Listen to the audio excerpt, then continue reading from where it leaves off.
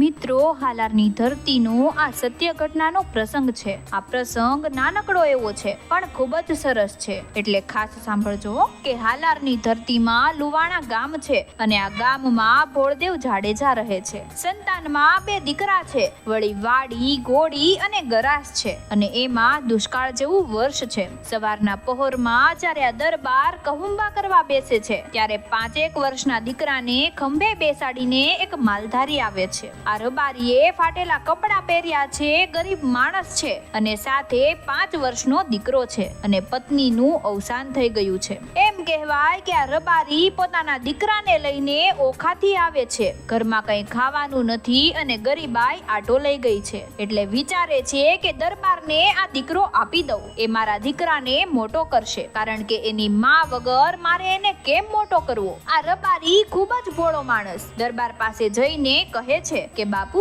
મારા દીકરાને તમે મોટો કરજો. દરબાર કહે છે કે કંઈ વાંધો નહીં. પછી તો ભોળદેવ જાડેજા આ દીકરાને ઉછેરે છે. દરબારને પણ પોતાના 2 દીકરા છે અને એની સાથે તે આ દીકરાને પણ મોટો કરે છે. ધીમે ધીમે સમય વીતવા લાગે છે અને આ 5 વર્ષનો રબારીનો દીકરો 18 વર્ષનો થઈ જાય છે. આ જુવાનનું નામ સવા રબારી છે. આ દીકરો 18 વર્ષનો થાય છે. ત્યારબાદ એક દિવસની આ વાત છે કે દરબારની પાસે એક પટ્ટી જાતની ઘોડી હતી. એ દબાવીને લઈ જવા માટે જામનગરથી સેના આવે છે, કારણ કે આ ઘોડી આખા પરગણામાં ખૂબ જ પ્રખ્યાત હતી. ટૂંકમાં સેના જબરદસ્તીથી ઘોડીઓ લઈ જવા માટે આવી છે, એટલે મોટું યુદ્ધ થાય છે. એમાં બને છે એવું કે ભોળદેવ રાજપૂતે પેલા રબારીના દીકરાને સારી રબારીની કન્યા ગોતીને 20 વર્ષની ઉંમરે પરણાવી દીધો હતો અને એ સવા રબારીના લગ્ન થયા એને હજુ 15 દિવસ જ થયા હતા. હવે બને છે એવું કે આ સવા રબારી વાડીએ છે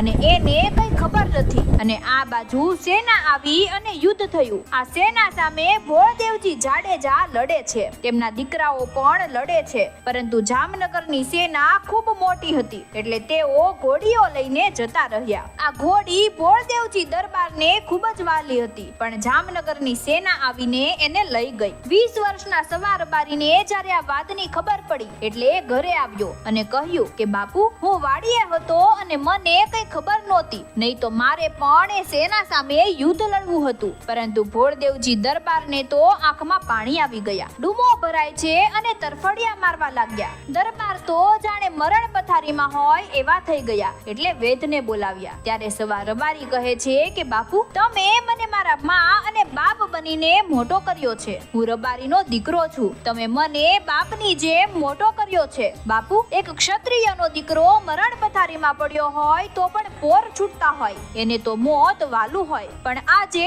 તમારી આવી હાલત કેમ? ત્યારે ભોળદેવજી દરબાર કહે છે કે બેટા સવા, તું મારા દીકરા જેવો જ છે. મારા દીકરાઓ યુદ્ધમાં લડ્યા, પરંતુ જામનગરથી આવેલી સેના મારી જે પટ્ટી ઘોડી હતી ઈ લઈ ગઈ છે.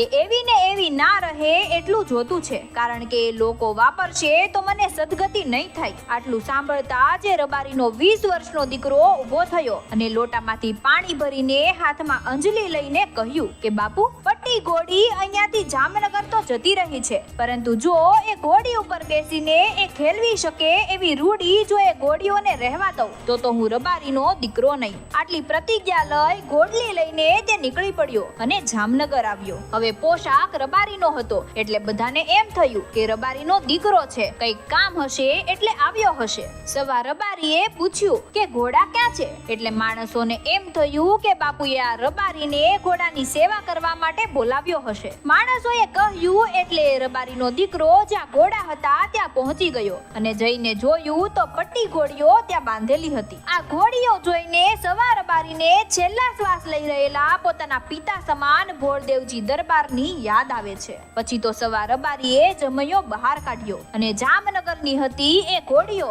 અને 7 પટ્ટી ઘોડીઓ લઈ ગયા હતા એ બધી ઘોડીઓના કાન કાપવા લાગ્યો. ત્યારબાદ ટોપલો પડ્યો હતો એ ટોપલો લીધો અને એમાં બધી ઘોડીના જે કાન કાપ્યા હતા એ ભરી દીધા અને આ ટોપલો લઈને ઘોડી ઉપર સવાર થઈને નીકળી પડ્યો. આ બાજુ સવા રબારીએ ઘોડીના પલાણ માંડ્યા અને પાછળ પાછળ જામનગરથી સેના નીકળી. ત્યારે એમ કહેવાય કે બધા રબારીઓ તો યુદ્ધ કરવા માટે તૈયાર થઈ ગયા હતા, પરંતુ તેમની સાથે ગામના બધા વણકર પણ હાથમાં તલવાર લઈને યુદ્ધ લડવા માટે તૈયાર થઈ ગયા હતા. બીજા દિવસે જામનગરથી સેના આવી અને આ બાજુ ગામના આહીર, વણકર, જાડેજા અને બધા દરબાર સેના સામે યુદ્ધ લડવા માટે ઉતર્યા. સવાર રબારીએ ઘોડીના કાન ભરેલો ટોપલો ભોળદેવજીને બતાવ્યો અને કહ્યું કે બધી ઘોડીના કાન કાપીને લઈ આવ્યો છું. હવે એ લોકો ઘોડલી નહીં ખેલી શકે. સાહેબ, તે દિવસે છેલ્લા શ્વાસ લેતા લેતા ભોળદેવજી દરબારે એટલું કહ્યું હતું કે બેટા, હવે મેં અને મારા પિતૃએ બધાએ પાણી પી લીધું. રબારીના દીકરા, તને સલામ કરું છું બાપ, તે તો મારું જીવતર સુધારી દીધું. પછી તો સવાર રબારીએ યુદ્ધમાં ઝંપલાવ્યું અને તલવારના ઝાટકે બધાને એક પછી એક એમ ચીરવા લાગ્યો. ત્યારે છેલ્લા શ્વાસ લેતા લેતા ભોળદેવજી દરબાર એ રબારીના દીકરાને ખમાયો આપતા હતા અને કહેતા હતા કે બાપ, તું ઘોડાના કાન કાપીને નથી આવ્યો, પરંતુ તું તો દુશ્મનનું નાક કાપીને આવ્યો છો. એમ કહેવાય કે યુદ્ધમાં સવાર રબારી કામ આવી ગયા. કેટલાક આહીર કામ આવી ગયા. તેમની પણ ખાંભી છે અને ગામના પાદરમાં ઝાડ નીચે સવા દાદાની ખાંભી છે. સાહેબ, એટલું જ નહીં, પણ 15 દિવસ પહેલા પરણીને આવેલી રબારીની દીકરી ખાંભીની બાજુમાં સતી થઈ ગઈ હતી. સવા દાદાના પાળિયાની બાજુમાં માકબાઈ રબારી સતી થઈ ગયા હતા, જે આજે પણ લુવાણા ગામના પાદરમાં છે. એટલે મિત્રો, કહેવાનો અર્થ એ છે કે આવા શૂરવીરો આપણા સૌરાષ્ટ્રની ધરા પર થઈ ગયા, જેની યશગાથા લોકો આજે પણ ગાય છે. તો મિત્રો, તમને અમારો વિડીયો પસંદ આવ્યો હોય તો વિડીયોને લાઈક કરો અને વધુમાં વધુ શેર કરો તથા અવનવા આવા જ વિડીયો જોતા રહેવા માટે અમારી ચેનલને ફોલો તથા સબસ્ક્રાઇબ કરવાનું ના ભૂલતા. ધન્યવાદ.